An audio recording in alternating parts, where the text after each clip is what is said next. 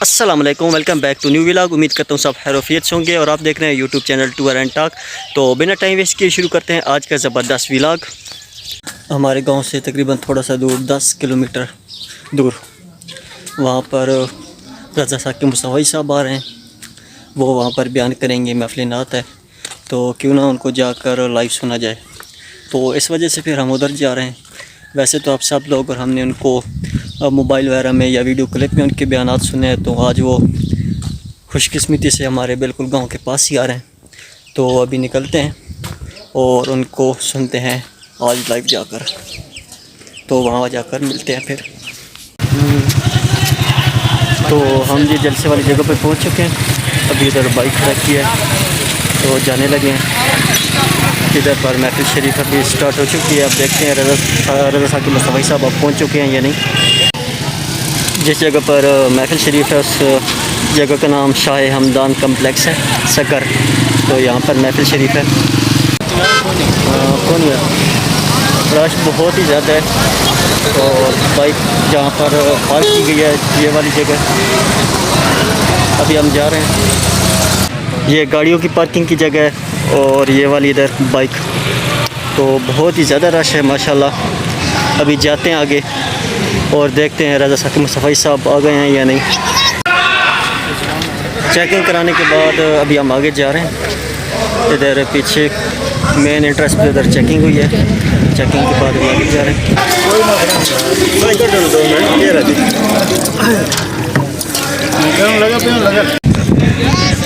شربت ہم نے بھی پی لیا، جتنے بھی لوگ آ رہے ہیں باہر سے تو یہاں سب سے پہلے شربت پلایا جا رہا ہے ٹھنڈا، فری آف کاسٹ۔ یہاں سے پھر شربت پینے کے بعد لوگ آگے جا رہے ہیں۔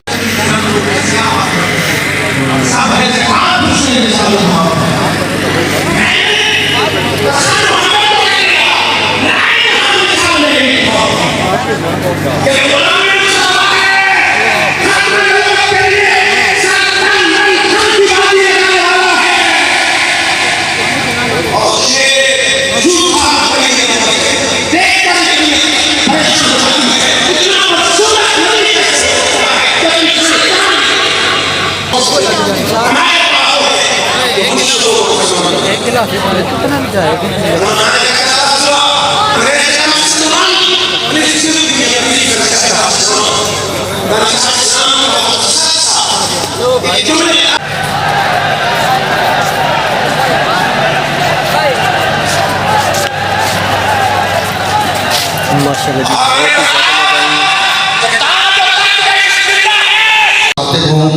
علماء صرف میرا سبق سنیں، اگر کوئی غلطی ہو تو میری تنبیہ فرمائیں، میں اپنی عوام سے مخاطب ہوں۔ سب تو پہلے ہزارہ کمزوریاں، ہزارہ کمیاں، بہت زیادہ نواز روز پرویز نیکی، اسی بہت کمزور ہیں، لیکن اس کے باوجود حضور صلی اللہ علیہ وسلم نے ختم نبوت کا تحفظ، آپ کی رسالت کا تحفظ، جتنا پاکستان اور پاکستان امیر بس آخری گل کرنے لگا، امیر شریعت سید عطا اللہ شاہ بخاری، حضرت علامہ انور شاہ کشمیری، حضرت شیخ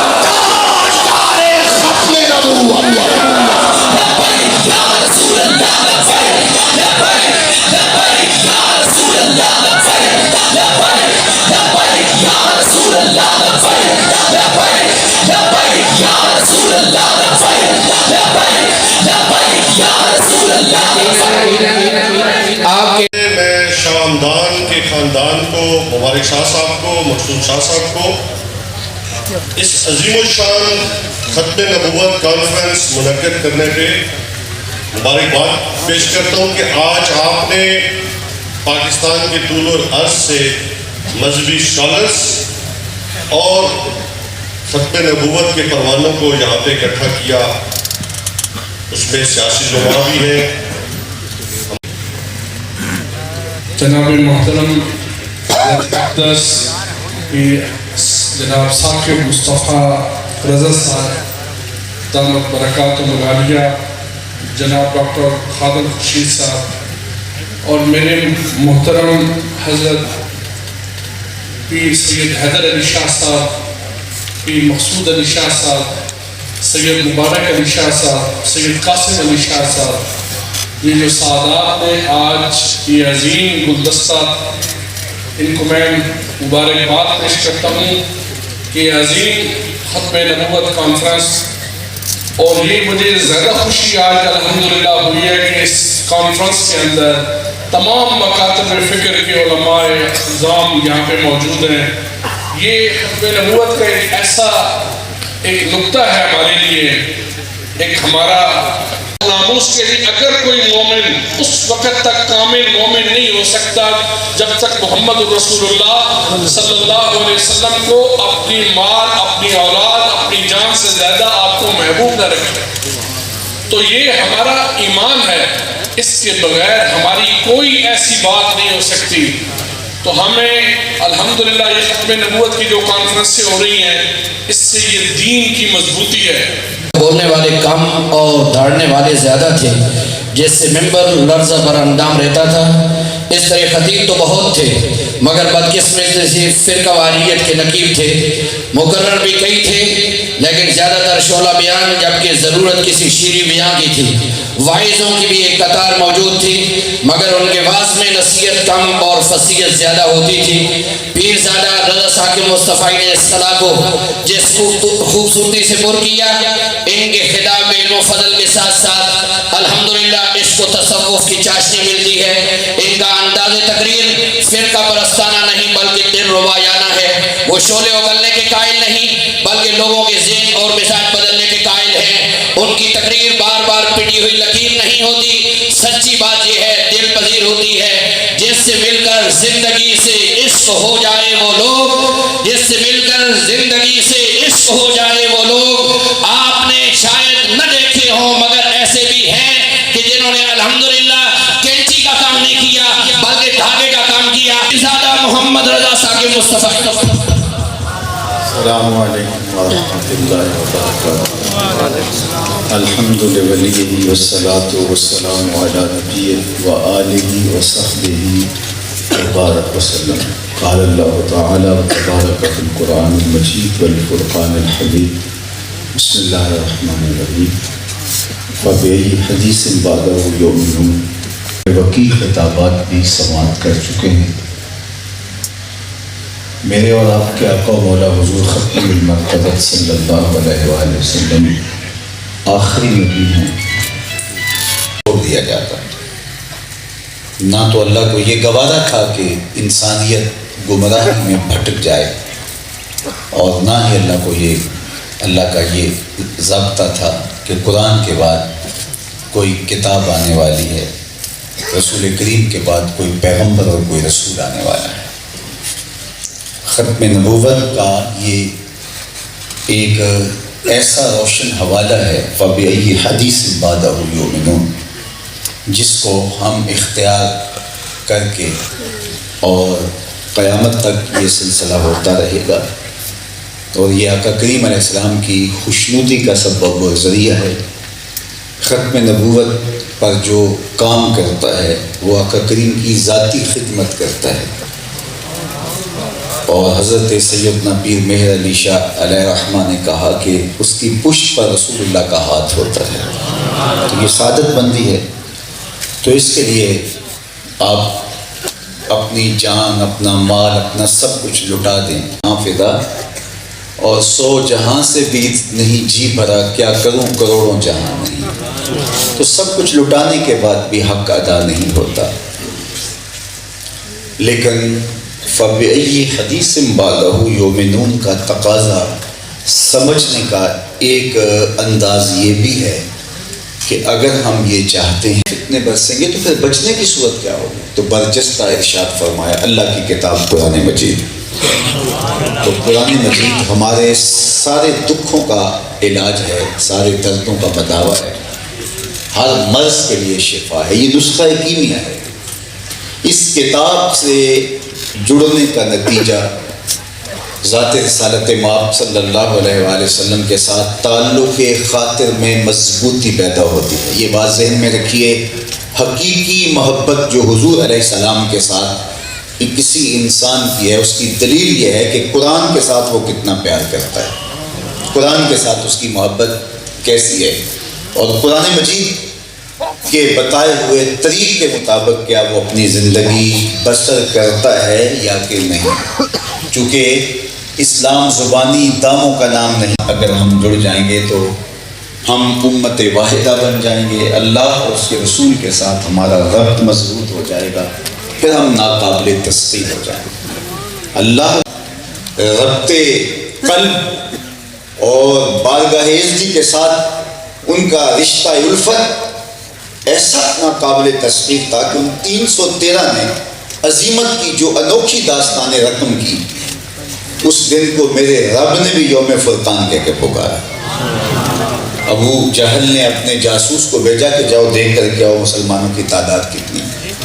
تو وہ پلٹ کے آ کے کہتا ہے کہ جناب 3 اونٹ کھا سکیں گے, یعنی 300 سے کچھ کم ہیں یا کچھ زیادہ ہیں. میں خوب وادیاں ٹیلے دیکھ آیا ہوں, کوئی کمک بھی پیچھے موجود نہیں ہے, یہی ان کی تعداد ہے. تو ابو جہل تو رعونت سے تکبر سے پھول گیا اور صنادید قریش کو کہا کہ میں کہتا تھا نا کہ ایک خدا 360 خداؤں کا مقابلہ کیسے کر سکتا ہے. 1000 کی معقول تعداد کے ساتھ ہم ان کے مقابلے میں ہیں, اور ان کی تعداد 300 سے کچھ اوپر اور نیچے ہیں, اور ہیں بھی وہ فاقہ مست, بھوک سے ان کے پیٹ چپکے ہوئے کمر کے ساتھ لگے, اور پیچھے کوئی کمک بھی موجود نہیں, آلات حرب و ضرب بھی ان کے پاس ہے. میرا مشورہ ہے کہ رسیاں اکٹھی کرو, اور کل میدان جنگ میں جب ہم آمنے سامنے ہوں گے تو لڑائی کی نوبت ہی نہیں آئے. ہم انہیں پکڑتے جائیں گے, رسیوں کے ساتھ جکڑتے جائیں گے, اونٹوں کے ساتھ باندھیں گے, اور جا کے کعبۃ اللہ کے اطراف میں ان کو دیواروں کے ساتھ باندھ دیں گے. لوگوں کو بتائیں گے نئے دین کا یہ منطقی انجام ہوا. جب پوری رعونت کے ساتھ صنادید قریش کو اس نے یہ بات سنائی تو عمیر بن وہب جو جاسوس تھا, اس نے سب کو مخاطب ہو کے کہا کہ تمہاری یہ بات اپنی جگہ, اور ان کی تعداد وہی ہے جو میں نے بتائی ہے, میں نے کوئی عمل مخفی نہیں رکھا. لیکن یہ جو تم کہہ رہے ہو رسیاں اکٹھی کرو, میری بس ایک بات سن لو, وَلَٰكِنْ رَأَيْتُ يَا مَعْشَرَ قُرَيْشَ الْبَلَايَا تَحْمِلُ الْمَنَايَا.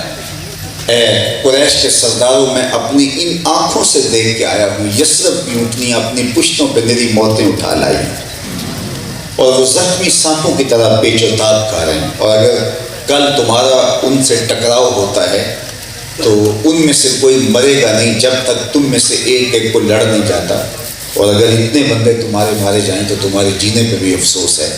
اور پھر اگلے دن جو کچھ ہوا, میرے رب نے بھی اس دن کو یوم فرقان کہہ کے پکارا. تو صرف 313 تھے, لیکن یکجان تھے, ادھار نہیں. 2-4 دن کے بعد آقا کریم دوبارہ ادھر سے گزرے, دیکھا ملبے کا ڈھیر پڑا ہوا ہے, کہا صاحب مکان کو بلایا جائے. حاضر خدمت ہوا, پوچھا میں گزرا تھا تیرا مکان دیکھا تھا, آج ملبے کا ڈھیر دکھائی دے رہا ہے. عرض کی حضور میں نے گرا دیا. فرمایا کیوں؟ عرض کی سنا تھا آپ کو پسند نہیں, سنا تھا آپ کو پسند نہیں. میں اور آپ سر سے لے کر پاؤں تک دیکھیں ہمارا کیا کیا حضور کو پسند ہے. عقیقے سے لے کر ولیمے تک دیکھیں ہمارا کیا کیا حضور کو پسند ہے. شادی بیاہ سے لے کر کے انداز مرگ تک دیکھیں ہمارا کیا کیا حضور کو پسند ہے. کاروبار سے لے کے طرز سیاست تک دیکھیں ہمارا کیا کیا حضور کو پسند ہے. محمد دی زیارت محمد دے رنگ وچ اٹھا تو بازیاں جانے پیارا محمد. چو بنام مصطفیٰ خانم درود از خجالت آب می گردد وجود عشق می گوید کہ محکوم غیر سینہ تو از بتا مانند تیر تالداری از محمد رنگ بو بس زبان خود میالہ نام ہو. اور اس کا ترجمہ کروں تو یوں ہوگا یاری لاکھ پاک نبی سنگ اے پر پوری یاری فیر درود قبول ہے تیرا لکھ نلوں ایک بار. پھر تجھے اظہار کر کے بتانے کی ضرورت نہیں ہے, لوگ دور سے پہچانیں کہ حضور کا غلام آ رہا ہے. سلام کیا تو آقا کریم نے اعراض کیا. وہ سمجھے شاید حضور نے التفات نہیں کیا, توجہ کسی اور سمت ہوگی, تو جدھر حضور نے رخ کیا تو ادھر سے جا کے انہوں نے حضور علیہ السلام کو دوبارہ سلام پیش کیا. تو آقا کریم نے پھر رخ پھیر دیا. سمجھ گئے کہ آقا کریم ناراض ہیں, لیکن یہ سمجھ نہیں پائے کہ ناراضگی کا سبب کیا ہے. تو صحابہ سے پوچھتے پھرتے ہیں کہ آقا کریم نے میرے سلام کا جواب ارشاد نہیں کیا, تو شاید حضور ناراض ہیں, لیکن میں یہ نہیں سمجھ پا رہا کہ ناراضگی کا سبب کیا ہے. ایک لمبے سفر سے ایک مدت گزرنے کے بعد آیا ہوں, کیا تم بتا سکتے ہو کہ ناراضگی کا سبب کیا ہو سکتا ہے؟ تو صحابہ نے غور کیا اور کہا ہاں, تم نے یہ جو سونے کی انگوٹھی پہن رکھی ہے یہ حضور کی ناراضگی کا سبب ہے. ان الذهب والفضة حرام لذکور امتی, سونا چاندی اس امت کے مردوں کے لیے حرام کیا گیا ہے. صرف ایک چاندی کی انگوٹھی جو 4.5 ماشے وزن تک نہ پہنچتی ہو مرد کے لیے جائز ہے, صرف ایک انگوٹھی, اور وہ بھی چاندی کی. اس کے علاوہ پیتل, کانسی, سونا اس کی ایک ماشے کی بھی جائز نہیں ہے. تو تم چونکہ سفر سے آئے ہو اور حضور اسے منع کر چکے ہیں اور تمہارے ہاتھ میں ہے, اور آقا کریم اسے آتش دوزخ کا انگارہ قرار دیتے ہیں, یہ گناہ بے لذت ہے, تو حضور کی ناراضگی کا سبب یہ ہو سکتا ہے. تو وہ آگے بڑھے اور انگوٹھی اتار کے حضور کی خدمت میں پیش کرتے ہوئے انہوں نے کہا حضور کیا آپ کی ناراضگی کا سبب یہ ہے؟ سبب یہی تھا. حضور نے انگوٹھی پکڑی اور یوں پھینک, مجلس بپا ہوئی, لوگ بیٹھے تھے وہ بھی بیٹھا رہا, گفتگو چلتی رہی. جب مجلس کے اختتام کو پہنچی, لوگ اٹھ کے گھروں کو جانے لگے, تو یہ بھی واپس پلٹا. تو کسی نے اسے اشارے سے کہا کہ وہ انگوٹھی تو اٹھا لو, تم تو شرعاً نہیں پہن سکتے لیکن تمہاری بیوی کے لیے تو پہننا جائز ہے, قیمتی دھات ہے, اٹھا لو. تو سنیے صحابی نے کیا جواب دیا, اور اس میں میں اور آپ اپنے آپ کو اس دائرے میں رکھ کر کے دیکھیں. تو کہا یہ انگوٹھی ہے, اس کو اٹھا لو. تو اس نے کہا واللہ لا آخذہ وقد طرحہ رسول اللہ صلی اللہ علیہ وسلم, کہا اللہ کی قسم میں اس انگوٹھی کو کبھی نہیں اٹھاؤں گا جس کو میرے حضور نے پھینک دیا. پڑی رہے, سونا ہے, چاندی ہے, ہیرا ہے, موتی ہے, لال ہے, پکڑا جب پڑا نہیں اٹھاؤں گا جسے میرے حضور نے پھینک دیا. میں اور آپ دیکھیں کہ ہم کوئی ایسی چیز تو نہیں اٹھائے پھر. یہ حکمران ہمارے اعمال کا عکس ہوتے ہیں. کسی نے حجاج بن یوسف سے کہا کہ تو نے حضرت عمر رضی اللہ تعالیٰ عنہ کا زمانہ بھی دیکھا ہے اور تم ان جیسا انداز حکمرانی کیوں اختیار نہیں کرتے؟ حجاج بن یوسف کے بارے میں حضرت حسن بصری نے کہا تھا کہ پچھلی امتوں کے لوگ اپنے سارے ظالم لے آئیں اور ایک پلڑے میں ڈال دیں, اور دوسرے پلڑے میں ہم حجاج بن یوسف کو ڈال دیں, یہ پلڑا پھر بھی بھاری ہوگا. 70,000 لوگ اس نے اپنے ہاتھ سے قتل کیے, 90,000 لوگ اس کے حکم سے کٹے تھے. بڑا ظالم شخص تھا, لیکن کسی نے جرأت کر لی, کہا کہ تو نے حضرت عمر کا زمانہ دیکھا ہے, جب تو اس وقت چھوٹا تھا, بچہ تھا, لیکن اس جیسا انداز حکمرانی کیوں اختیار نہیں کرتا؟ اس نے 2 لفظی جواب دیا, سن لیجئے. اس نے کہا تبازروا اتامر لکم, تم ابو ذر بن جاؤ میں عمر بن جاتا ہوں. جب رعایا ابو ذر غفاری جیسی ہوتی ہے تو حکمران عمر فاروق جیسے ہوتے ہیں. ایک روایت میں آتا اعمالکم امالکم, تمہارے اعمال ہی تمہارے امال ہوں گے. جس طرح کے تمہارے عمل ہوں گے اس کے اوپر اس طرح کی چھتریاں تانی جائیں گی. کوئی چھوٹا چور ہے, کوئی بڑا چور ہے, تو سارے چور ہی ہیں. تو چھوٹا چور بڑے چور کا شکوہ کرے کہ جناب یہ چور ہے, تو میں دیکھوں کہ میں کہاں کھڑا ہوں. جب میں کہتا ہوں الہی چیز ہے کیا, لوح و قلم کہہ رہے ہیں, اگر حضور سے وفا کر لو پھر لوح بھی تمہیں دے دیں گے, تختی بھی تمہیں دے دیں گے, قلم بھی تیرے ہاتھ میں رکھ دیں گے. پھر تیری تقدیر کے فیصلے واشنگٹن میں نہیں ہوں گے, بلکہ خدا بندے سے خود پوچھے گا بتا تیری رضا کیا ہے. لیکن شرط یہ ہے کہ اگر حضور کے ساتھ ربط باطن کو مضبوط کر لیا جائے اور ان کے بتائے ہوئے اسلوب کے مطابق زندگی گزارنے کا عہد کر دیا جائے. اللہ مجھے آپ کو توفیق عمل دے. وآخر دعوانا ان الحمدللہ رب العالمین والصلاة والسلام علی اشرف الانبیاء والمرسلین. اللہ اٹھے ہوئے ہاتھ کبھی خالی نہ موڑنا, پھیلی ہوئی جولیاں رحمتوں سے بھرنے, وقت کی بہاریں نصیب کرنا, مقدر کی خزائیں رخصت فرمانا. جئیں تو تیرے لیے, مرے تو تیرے دین کے لیے, زندگی کی آخری ہچکی تک تیرے رسول کے وفادار ہیں. ہر علت سے, ہر قلت سے, ہر ذلت سے رہائی عطا کر. اپنے پاک نبی کے در کی گدائی عطا کر. نفس و شیطان کے مکر و فریب سے, تجل و تلبیسات سے ہماری حفاظت فرما.